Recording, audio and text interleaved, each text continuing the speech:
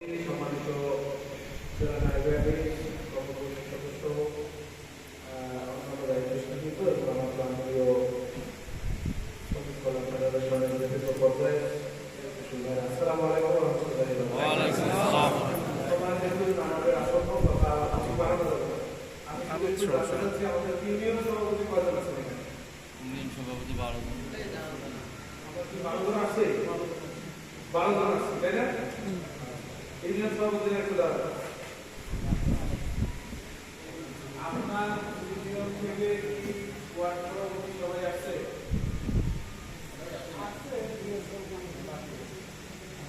আমরা এখানে উপস্থিত 66 জন। আমার ইউনিয়নে 12টা ইউনিয়নে 9 108 জন ওয়ার্ড সভাপতি থাকা কথা। 108 ইউনিয়ন সভাপতি মাল কত হয়? 120। তো বাকি ভাইগুলো গেল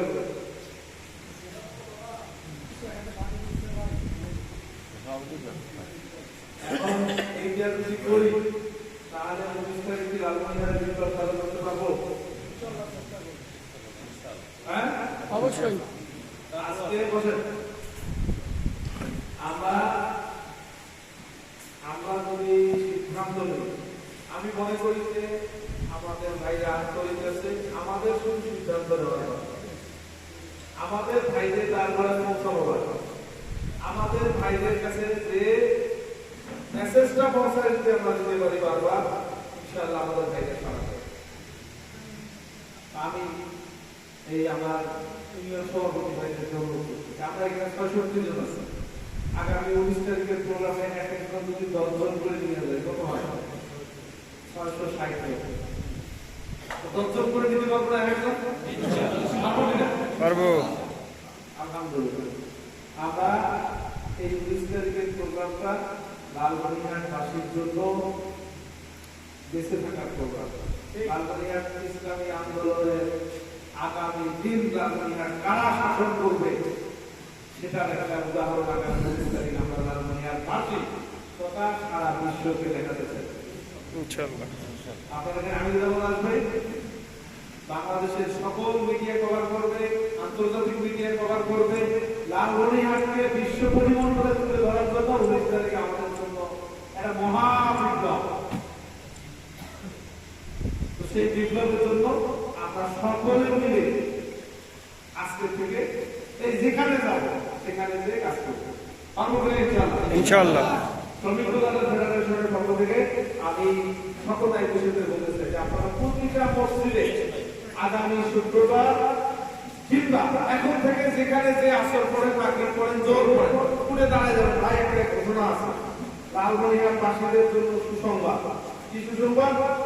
লালমনিরহাটের তিস্তা নদী বাঁচাও প্রকল্প বাস্তবায়নের জন্য, বুড়িমারি থেকে লালমনিরহাট পর্যন্ত সাইড করার জন্য, লালমনিরহাটে বিমানবন্দর চালু করার জন্য, আর মোগলহাট বন্দর চালু করার জন্য ডাক্তার শফিকুর রহমান সরকারকে দাবি দেওয়ার জন্য আসতেছে। আসেন 19 তারিখ সবাই মিলে আমরা দাবি আদায়ের জন্য লালমনিরহাটে। এটা জামাত ইসলামের প্রোগ্রাম না, এই প্রোগ্রাম লালমনিরহাটের 19 লক্ষ মানুষের। এই 19 লক্ষ মানুষকে এখানে একখানে করার ক্ষেত্রে আমাদেরকে কাজ করতে হবে। আমরা যদি এই কাজটা করতে পারি, লালমনিরহাট বা বাংলাদেশের মানুষকে যদি দেখাতে পারি যে জামাত ইসলামী লালমনিরহাট মোগলহাট থেকে শুরু করে বুড়িমারি পর্যন্ত এই বিস্তৃত জায়গা মানে আঁকড়ে ধরে জামাত ইসলামী আছে, তাহলে এইটা প্রভাব আগামী নির্বাচনে ইনশাআল্লাহ করবো। করবে কিনা? সেই নির্বাচনে মানে লালমনিরহাট 1, লালমনিরহাট 2, লালমনিরহাট 3 আসন কি আপনারা চান? মত দিন। মাঝখানে ভাইরা বোধ হয় চায় না। আমরা চাই এবং সে অনুপাতে আমরা ভূমিকা রাখি।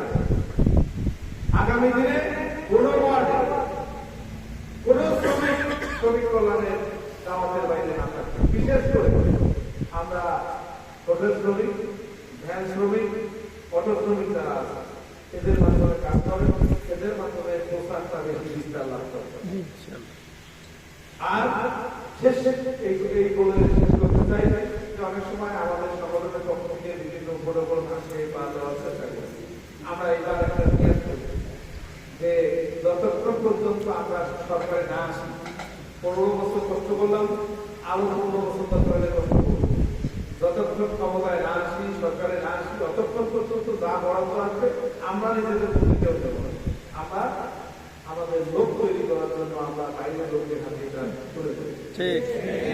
আপনারা যদি এটা করতে পারেন, ইনশাআল্লাহ শ্রমিক কল্যাণ আজকে বিক্রয় করেছেন, দেখবেন যে আমরা শুধুমাত্র এই রমজানে হোটেল শ্রমিকগুলো ছিলাম এখানে এই বন্দরে সব জায়গায় দিতে পারি। আলহামদুলিল্লাহ একটা ভালো প্রভাব পড়ছে। এখানে আমাদের অধিকাংশ আমাদের এই নেই, অথবা অনেকে মন খারাপ করছে।